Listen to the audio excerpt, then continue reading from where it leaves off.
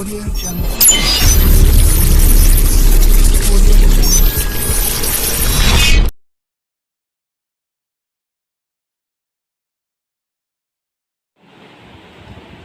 اچھا، آج ہم بات کر رہے تھے حدیث نمبر 5 کے حوالے سے کہ جس حدیث کا سن لیں، آج کی حدیث بڑی ہی امپورٹنٹ حدیث ہے۔ عن نبی صلی اللہ علیہ وسلم فی الکبائر، رسول اللہ خاتم النبیین صلی اللہ علیہ وسلم نے کبیرہ گناہوں کے بارے میں فرمایا، قالا الشرک باللہ، اللہ کے ساتھ شرک کرنا، وعقوق الوالدین، والدین کی نافرمانی کرنا، وقتل النفس، قتل کرنا، وقول الزور، اور جھوٹ بولنا، یہ کبیرہ گناہ ہے۔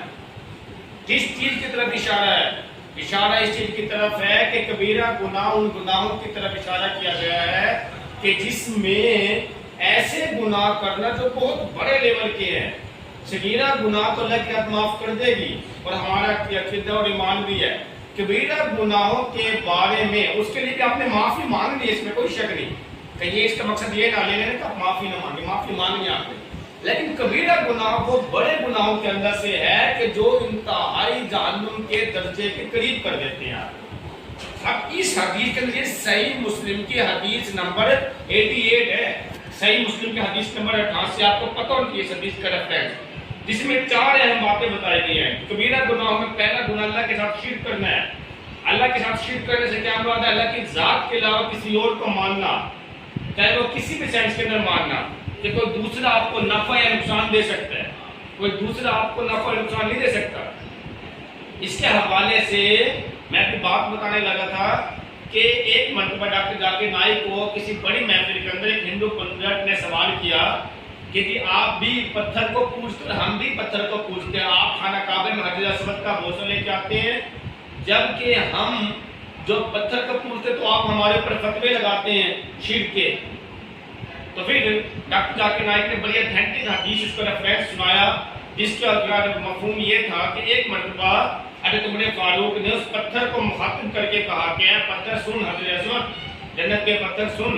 کہ نہ تو مجھے نفع دے سکتا ہے نہ تو مجھے نقصان دے سکتا ہے، تجھے صرف میں اس لیے چوم رہا ہوں کہ تجھے میرے نبی صلی اللہ علیہ وسلم کے ذات میں چوما، اور تم جو پوجتے ہو مورتی کو، مٹی کو، تو وہ مٹی وہ مورتی تم اس نیت سے پوچھتے کہ تمہیں نفع و نقصان دے، جبکہ ہماری نیت یہ شامل ہوتی ہے کہ ہمیں یہ پتھر نہ نفع دے سکتے ہیں نہ نقصان دے سکتے ہیں۔ حضرت ابراہیم نے جب خانہ کعبہ کے سارے پتھر کو، سارے بتوں کو توڑ ڈالا تو کیا فرمایا تھا؟ فرمایا یہ تھا کہ جو اپنی حفاظت نہیں کر سکتے تو وہ تمہاری کیا خاک کی حفاظت کریں گے۔ تو پہلی جو آپ کی سمجھنے کی بات ہے، پہلی جو آپ کی ہیڈنگ ہے وہ یہ ہے کہ اللہ کی ذات کے علاوہ کسی کو شرک نہ ٹھہرانا، یہ قبروں پہ جانا، ان سے ماننا، یہ صحیح نہیں ہے، لیکن کسی نیک بندے کو وسیلہ بنانا یہ صحیح ہے کہ اللہ کی ذات میں صرف اس کو وسیلہ بنانے کی حد تک ہوں، اس نے مجھے نفع نقصان نہیں دینا، نفع نقصان دینے والی ذات صرف تو ہے۔ جس طرح سے تو نے اس کو نیک بنا کے اس کے کام سدھارے، اسی طرح سے تم مجھے بھی نیک بنا کر میرے بھی کام سدھار دے۔ اس کے میں نے وسیلے سے زیادہ کچھ نہیں کہا، یہ نہ مجھے نفع دے سکتا ہے چاہے وہ جتنا مرضی بڑے سے بڑا پیر ہو، نہ وہ مجھے نقصان دے سکتا ہے۔ تو پہلی اہم بات بتانے کی ہے۔ دوسری کبیرہ گناہ کون سے؟ والدین کی نافرمانی کرنا۔ قیامت کے دن سب معاف ہو جائیں گے، زنا کرنے والا، شراب کا عادی، والدین کی نافرمانی، یہ 3 لوگ وہ، یہ بھی حدیث ہے، یہ 3 لوگ وہ جو کبھی معاف نہیں ہوں گے۔ اور والدین کی نافرمانی کے پاس نبی رات نے فرمایا کہ اگر تمہارے والدین میں سے کوئی ایک یا دونوں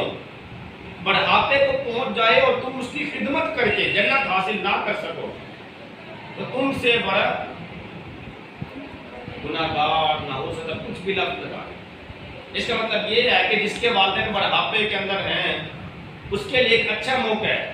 کہ وہ اپنے والدین کی خدمت کر کے جنت کو حاصل کر سکتی یا کر سکتا ہے۔ والدین ساری زندگی بھی آپ لگے رہے، اپنے ماں باپ کا حق ادا نہیں کر سکتے۔ ماں جس نے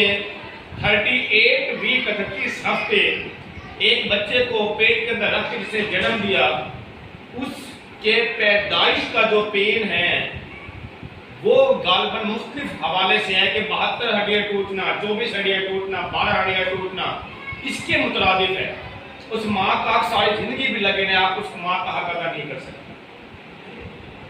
اور ہر بچے کی پیدائش میں ماں یہی سوچتی ہے کہ بس بہت ہو گیا، لیکن اس بچے کو دیکھتی ہے اور اس بچے کو دیکھنے کی وجہ سے ہی وہ جیتی ہے۔ میرے نبی کی ذات نے کیا خوبصورت فرمائے کہ کاش کہ میں فرض نماز، کون سی فرض، سنت نہیں، نفل نہیں، میرے نبی کی ذات نے فرمایا کہ میں فرض نماز ادا کر رہا ہوتا اور میری ماں پکارتی ہے محمد، تو میں نماز چھوڑ کے اپنی ماں کی طرف جاتا ہوں، دل سے کہتا ہے جی اماں جی۔ یہ اس کی طرف اشارہ ہے کہ نماز سے اوپر ترجیح دے دی گئی، یعنی جو حقوق اللہ ہے، اللہ کی ذات سے معافی مانگی جا سکتی ہے، جو حقوق العباد ہے خصوصی طور پہ ماں باپ، تو وہ ان سے ہی سب کچھ معافی مانگنا، ان کی خدمت کرنا، ان سے سب کچھ کرنا لازمی ہے۔ اب میرے نبی کی ذات نے تو والدین کے حوالے سے اتنا اہم تاکید کی ہے کہ میں نماز تک چھوڑ دیتا، اور آج ہم تہجد پڑھتے ہیں، سارا کام کرتے ہیں، لیکن افسوس سے افسوس کہ ہمیں نمازوں کے جائے نماز کے مسلے توڑنے کا پتہ ہے، اور ہماری ماں ایک مثال کے طور پر پکار لے تو اس کے باوجود ہم بے گھر سے معصوم ہیں۔ یہ شیطانی طاقتیں ہیں جس نے حملہ کیا ہے تمہارے اوپر، یا اس نے آج کے دور کے اوپر حملہ کیا ہے، اور ان چیزوں سے نکل کے ماں باپ کو اہمیت دینے سے عزت سادگی بھی لگے رہو، تم پھر بھی اس کا حق ادا نہیں کر سکتے۔ تیسری چیز قتل کرنا۔ قتل کرنا کیوں خطرناک ہے؟ آپ کو پتا ہے کہ جب قابیل نے حابیل کا پہلا قتل کیا تھا، اس کے بعد اور پھر اس کے بعد کبا آیا اور اس کبے نے دوسرے کبے کو مار مٹی میں دفنا دیا، اشارہ دیا کہ تم بھی ایسے دفنا دے،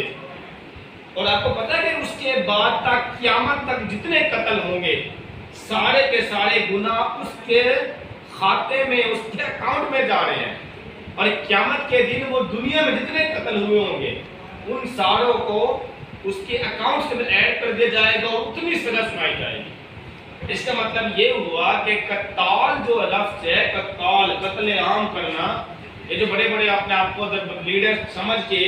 اور جگہ جگہ پہ بندے مروا دیتے ہیں، یہ شاید بھول رہے ہیں کہ اللہ کی ذات کی لاٹھی بے آواز ہے، اور قتال والوں کو گناہ کبیرہ میں شامل کیا گیا ہے۔ اس کا مطلب یہ ہے کہ قتل اس چیز کی طرف اشارہ ہے کہ اس کی اگر اس نے کوئی قتل کیا اور اس کے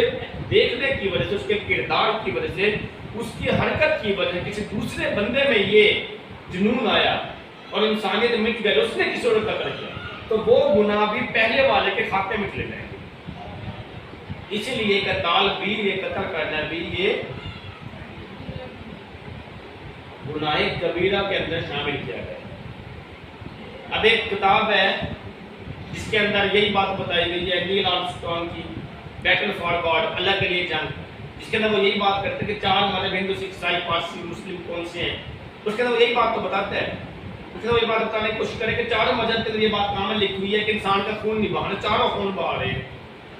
اور ساروں کے مذہب میں یہ بات کامن ہے کہ خون نہیں بہا رہا۔ تو یہ اصل لوگوں کی پکڑ کیا ہوگی؟ منافق ہے وہ لوگ جو اوپر سے اچھے ہونے کے ڈھونگڑے چاہتے اور اندر سے رستی کرتے ہیں۔ اسی لیے ایسے لوگوں کے بارے میں گناہ کبیرہ اور سخت اس حوالے سے فرمایا گیا۔ اور آخری وقول الزور، جھوٹ بولنا۔ جھوٹ تمام تر گناہوں کی بنیاد ہے۔ ایک جھوٹ کو بولنے، سچ کو ایک جھوٹ بولنے کی وجہ سے 70 جھوٹ بولنے پڑتے ہیں۔ ایک جھوٹ جب تم نے بول دیا اپنے آپ کو بچانے کے لیے، تو جب تم سے صفائی مانگی جائے گی اس کام پہ، تمہیں دوسرا جھوٹ بولنا پڑ جائے گا۔ جب تحقیق کی جائے گی تم سے صفائی مانگے گی تو تمہیں تیسرا جھوٹ بولنا پڑ جائے گا۔ اس طرح سے جھوٹ پہ جھوٹ، جھوٹ پہ جھوٹ، اور یہ ایک وقت ایسا آتا ہے کہ جب انسان کا دل جھوٹ بول بول کے سفید ہو جاتا ہے، اس کو اپنے پرائے اور حیا ختم ہو جاتی ہے۔ تو جھوٹ بولنا یہ تمام تر گناہوں کی بنیاد ہے، اور اس تمام تر گناہوں کی بنیاد کی وجہ سے ہی اس نے سارے گناہ کرنے ہیں، اور اس جھوٹ کی وجہ سے ہی اس کی پرکار، اس کے نان تان کی، اس کے گھر میں نحوست رہتی ہے، اور اس جھوٹ کی وجہ سے سارے عیب آتے ہیں۔ اگر صرف اس ایک عادت کو نکال لیں تو ساری کی ساری اچھائیاں آ سکتی ہیں۔ میں نبی کی ذات سے کسی صحابی نے پوچھا تھا کہ میں کون سی عادت ختم کروں، تو میں نبی کی ذات نے فرمایا تھا کہ زندگی میں کبھی جھوٹ نہیں بولنا۔ اگر آپ نے جھوٹ بولنا چھوڑ دیا تو سارے آپ میں خوبیاں آ جائیں گی، اور اگر آپ نے یہ خوبی نہ رکھی اور جھوٹ بولنے کی کوشش کی تو سارے عیب آ جائیں گے۔ اسی لیے اگر آپ چاہتے ہیں کہ ہر طرح کی خوبیوں سے پاک ہو تو پھر ایک کام کر لیں، آج سے تہیا کر لیں کہ میں جھوٹ نہیں بولوں۔ یہ 4 آج کی بات ہے، کبیرہ گناہ بڑے گناہوں میں شامل ہے، صغیرہ نہیں، کبیرہ گناہ جس پہ پکڑ اور پنشمنٹ جہنم کی آگ بھی زیادہ ہے، عام نہیں ہے۔ اور کبیرہ گناہوں کے بارے میں ایک چیز کے بارے میں الگ الگ کر کے پوچھا جائے گا، اور میں امید یہی کرتا ہوں کہ آج کے اس سبق سے آپ کو بہت کچھ سیکھنے کا موقع ملا ہوگا کہ صحیح مسلم کی حدیث نمبر 88 کے اندر جو میرے نبی کی ذات بتانا چاہ رہی ہے کبیرہ گناہ کون سے ہیں، تو وہ ہم سب آج سے تہیا کریں کہ ہم ان تمام تر گناہوں کو سے نہ صرف خود بچیں گے بلکہ لوگوں میں بھی یہ آگے پیغام پہنچائیں گے بھئی یہ کبیرہ گناہ ہے، خدا کا واسطہ ہی آج کے بعد اس کبیرہ گناہ سے بچنے کی کوشش کرنی ہے۔ ہمارا کام یہاں پہ ختم نہیں ہوتا کہ بس ہم نے چھوڑ دیے، بلکہ میرے نبی کی ذات نے خطبہ حجۃ الوداع کے موقع پہ فرمایا تھا کہ میرے بعد کوئی نبی نہیں آئے گا، ما خاتم النبیین، گواہ ہو جاؤ میں نے اللہ کا پیغام تم تک پہنچا دیا۔ اور آج کے بعد جب نبی نہیں آئے گا تو جو اللہ کا کام پیغام پہنچانا ہے وہ تمام لوگوں نے مل کے کرنا ہے۔ پھر تمام تر صحابہ کرام، کوئی شام میں، کوئی مصر میں، کوئی عراق میں، کوئی ایران میں، اور کوئی چائنا میں، پتہ نہیں کہاں چلے گئے، پورے دن کی واپس نہیں آئے، تو وہ کام ہم سب نے اب مل کے کرنا ہے۔ اللہ کے پیغام کو آگے پہنچانے والا کام اب سب نے مل کے کرنا ہے۔ اللہ رب العزت سے دعا ہے کہ ہم سب کو نیکی پہ چلنے کی توفیق دے اور اس نیک کام کو آگے پھیلانے کی توفیق دے۔ شکریہ، اللہ حافظ۔